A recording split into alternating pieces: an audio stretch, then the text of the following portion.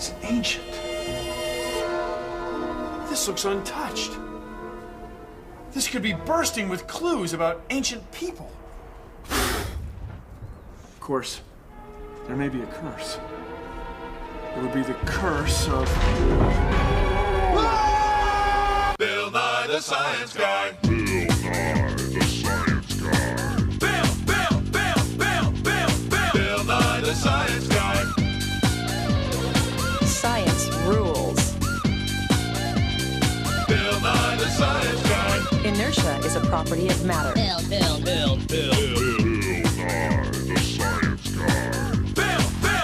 T minus 7 seconds. Bill Nye the Science Guy. Brought to you by Lasco Premium Crushed Berry Cave Paint, fortified with bone meal. Lasts for eons. Humans have lived on Earth for hundreds of thousands of years. Now, wherever they live, eventually they leave. They move on. They go somewhere else. Now, wherever they go, they leave stuff behind. By studying the things that people leave behind, we can figure out how they lived, what they knew about the world, what they knew about science. Now, the study of ancient people and their culture is what we call archaeology. Many of the objects that get left behind last a long time. Like these walls are almost 1,000 years old. The small objects that archaeologists find are often called artifacts. That's from Old Latin words that mean made with skill. So take a look at this. It's our simple archaeological dig of science. And this is an artifact. See, most of the artifacts that archaeologists find are buried, usually by floods, winds, or sometimes on purpose. So archaeologists have to carefully unbury them. Now, once they get the artifact exposed, archaeologists keep careful records of exactly where it was. Now, the best thing is to leave an artifact right where you find it, because where it is might tell us how it was used. Like this could be the piece of a pot that was used in this kitchen, or maybe this was a dining room, or even a restaurant. Table for two. Anyway, once in a while, after carefully keeping track of exactly where the artifact is, scientists collect these artifacts carefully, and we store them in here. It's a museum. This pot is from that same area. It was built up, painted, and then fired to make it hard. See how it's not that different from pots we use today? Archaeology can tell us a lot about ourselves.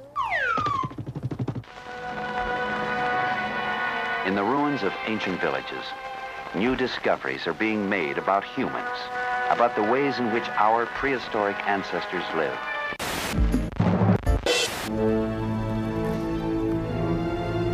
They said I'd never even see one. Now, she's mine.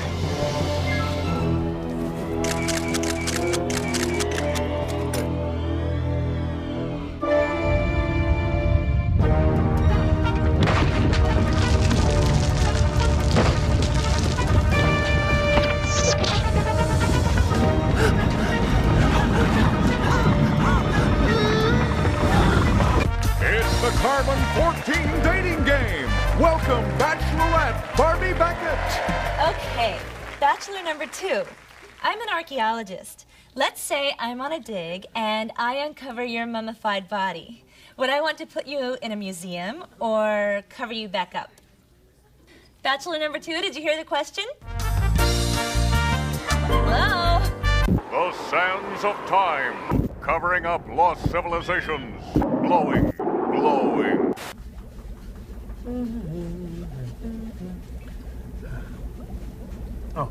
A lot of the artifacts that archaeologists find are broken. Now, by putting the broken pieces back together, archaeologists can figure out something of their history, maybe how they were broken. So this is our broken, simulated archaeological artifact of science. And it was broken by accident. Anyway, after the pieces were swept up, after the pieces were carefully excavated and cleaned, each piece was cataloged and labeled so that one day the artifact can be perfectly reconstructed. Well, maybe not perfectly. But anyway, by reassembling the fragments, archaeologists can reconstruct the big picture. This artifact fell off a truck. It didn't fall off a truck. It's what archaeologists call broken in transit.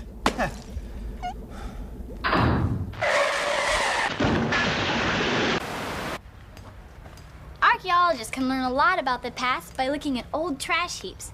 We found some garbage dumps that were used thousands of years ago. Scientists figure that the oldest stuff is on the bottom and the newest stuff is on the top. Studying what people threw out can tell us a lot about how they lived. You can do the same for you and your family. Get some old clothes and some thick gloves. And then what do we do? Look in your trash can. Let's see what we got here. Wrapping paper, Toenail clippings, birthday hats, nose hair, streamers, yeah. bows, and birthday cake. So I know someone had a birthday party, but I don't have all the information. This is the problem that archaeologists face all day long. So they try and figure out the whole story from little pieces, like these. Did you take out the garbage? Oh, I took out garbage. What if somebody finds it? No worry, they won't find it for a million years.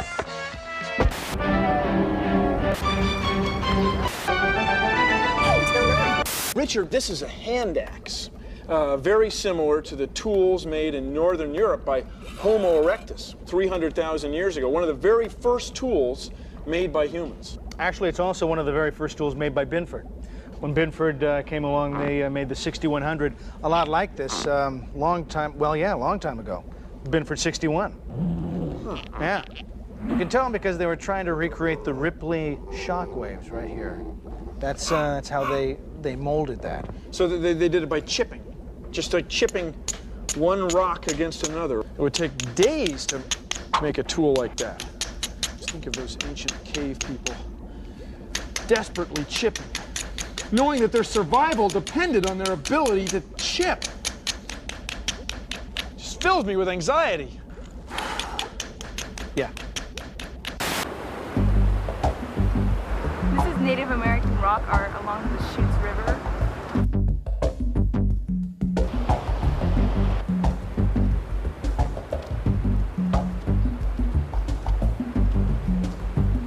People have come here and trashed these rocks. They have painted over our ancestors' drawings. We're going over the graffiti with different colors. The orange is used for the spray paints. All of our pictures will be put together and they'll go back to the archaeologists.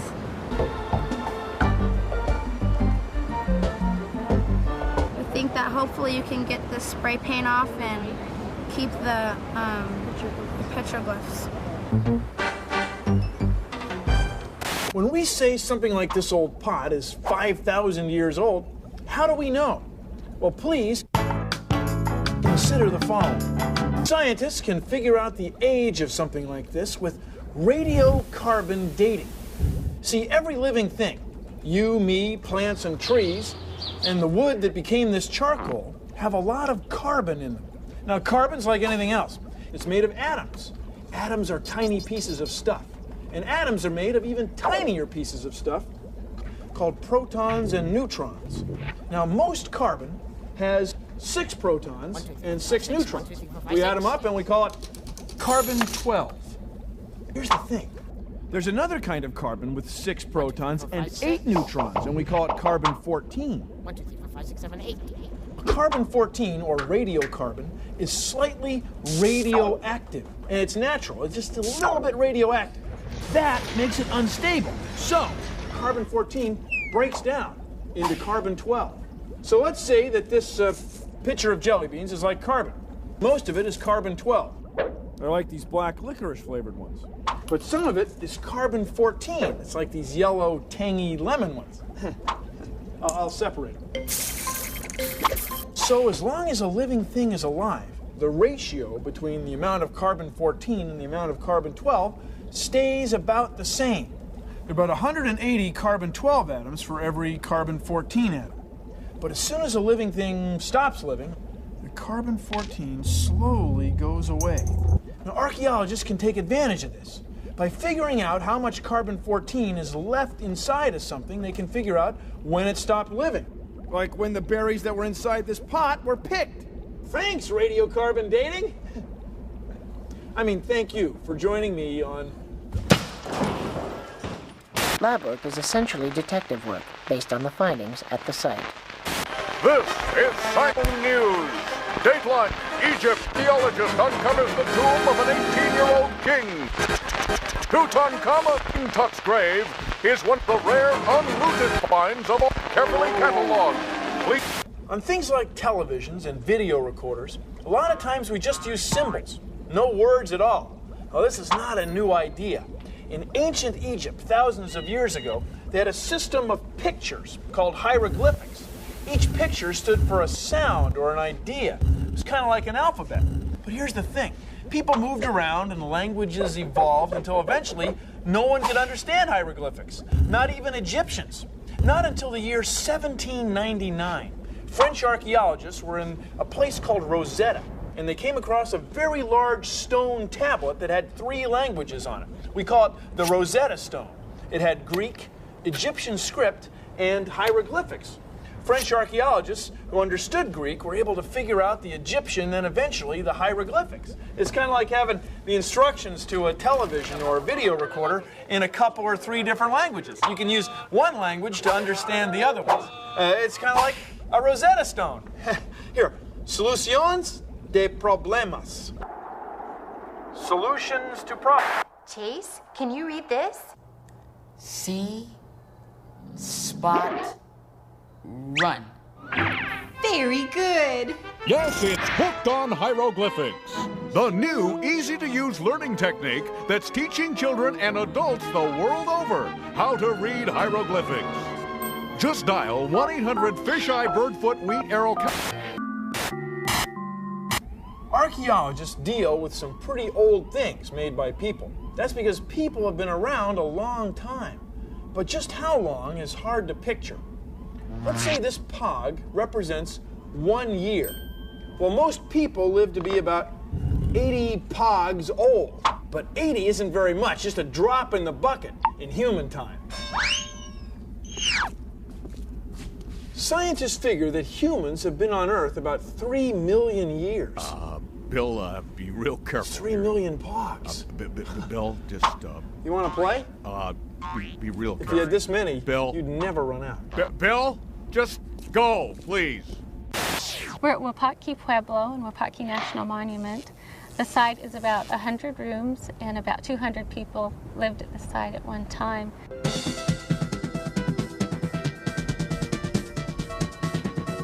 What we're looking at here is a petroglyph. Petroglyphs are made by taking one rock and hammering another rock on top of that rock.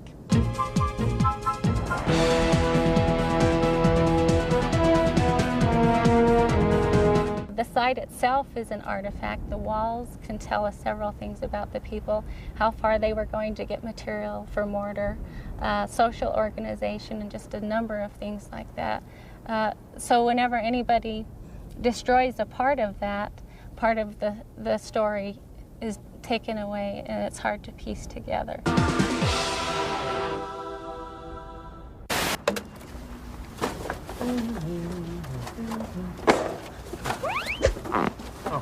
Some of the most interesting things that archaeologists find are in garbage.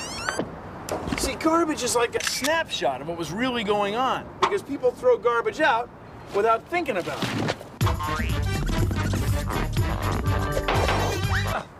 Looks to me like they were having a party. Looks like there was a party here, too. These are seashells, like clams and oysters. They came from down here. Humans gathered them up and carried them up there to get the meat out. This layer is a midden. It's like a seashell dump, and it runs all the way down the hill. By systematically digging things up, we can figure out who was here, when they were here, what tools they had, and if they had contact with people from Europe. Yeah. See, archaeologists figure out the big picture. one tiny piece at a time. When an artifact is found, it is brushed clean and studied in place. Its exact location is pinpointed, then it is carefully removed. Any clue that can possibly tell more about humans at this site or about their past environment is kept, cleaned, examined under magnification, sorted, and catalogued.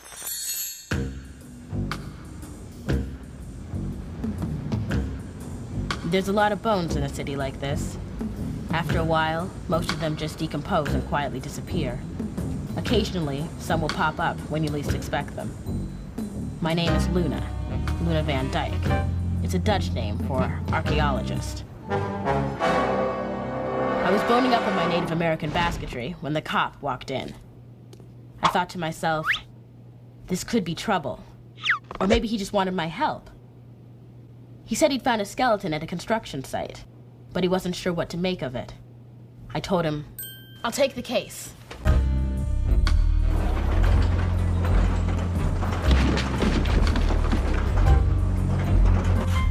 The copper had one thing straight. He was dead, all right. But I took one look at the bones and knew the cops would never find a driver's license for this guy. His skull was shaped differently than yours or mine. Slightly larger jaw, eyes set further apart than usual. I found arrowheads, even scraps of a sleeping bag made from woolly mammoth fur. It all added up. I told the cop that the victim was male, 5 feet tall, and approximately 5,000 years old. Bones tell stories to an archaeologist like me. Sometimes dead men do tell tales. The fossil record is yielding a human record. A vague glimpse at our own beginning. Skulls represent a journey into human antiquity, older and more primitive than the last. Ancient and modern people often built buildings that archaeologists can study.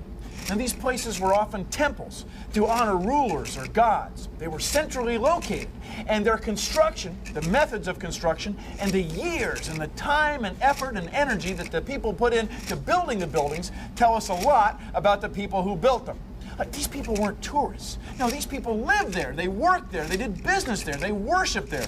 These buildings were vital, and they stand the test of time. That's why archaeologists can go there and study them. I mean, they were built to last. Now, the layout of the roads around the building often tells us a lot about what was important to the people who built them, what sort of structures they might have built for defense, the kind of things that they needed to be aware of whenever they were laying out a city or a town or any sort of structure.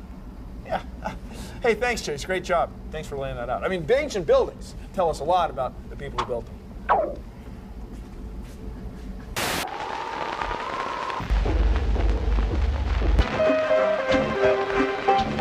Bachelor number 3. They say you can judge a man by the size of his skull.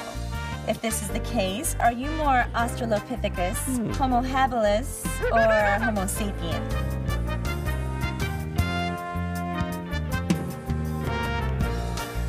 Bachelor number 3. Bachelor number...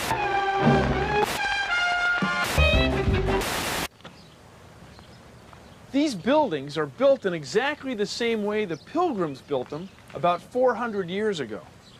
By reconstructing the buildings with the same tools and methods that the Pilgrims used, archaeologists can figure out what their lives were like, how they raised their food, kept their livestock, baked their bread, cut their lumber, how they kept hay in a cool hay thing. There, concept, with the movable roof. Gotcha. So on. Right. And these are sheep. So this right here, this in a sense is a Plymouth Rock. Because we're in the Plymouth colony recreation. Archaeologists are usually able to find only a small percentage of the artifacts that were originally there. So what will future archaeologists, say 500 years from now, be able to find when they try to find out about us? Well, they might find some printed words. Might find some music. Maybe some pictures. A lot of times in archaeology, we find cookware. But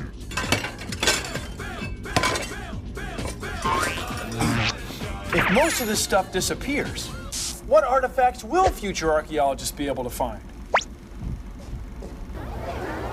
Armies of tiny plastic people? Bicycles that don't go anywhere? Enormous buildings where people gather for large ceremonies. Tens of thousands of people gather here every week. Do they sing? Do they vote? Do they worship agile warriors that move a ball around a wooden floor between fishing nets?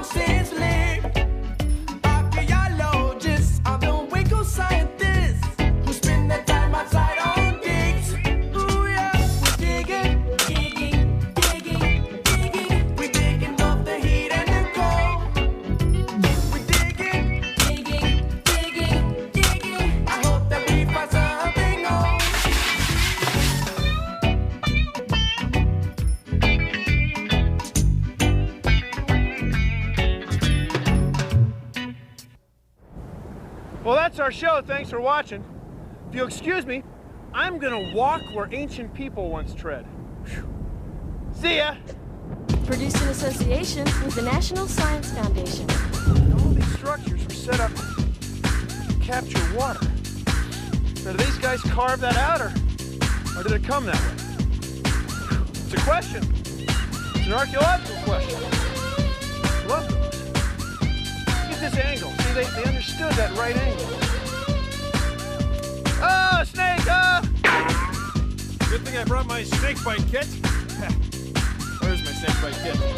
Ah, help! Is anyone there? Help me!